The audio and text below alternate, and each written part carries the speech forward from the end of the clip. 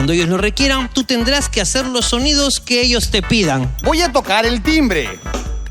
¡Ding dong! Muy bien. En el quirófano. Escucha cómo suena este corte maravilloso, ¿ah? A ver.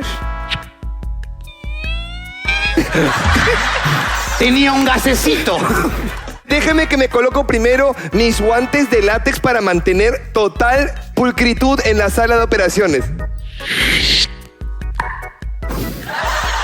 Está goteando en la sala de operaciones, doctor. Espere, doctor. Al paciente le falta su máscara de oxígeno para que pueda respirar. Tiene toda la razón, enfermera. ¿Por qué se lo has puesto en el pie? Perdón, señor.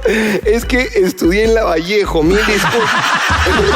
Mil disculpas. ¡Rápido! ¡Dale respiración boca a boca! Sí, cómo no.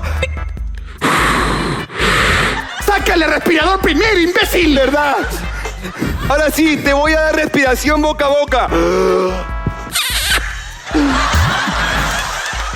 Eso lo aprendí en octavo de Lavallejo. ¿Cómo que? Voy a cerrar las puertas. Diga que...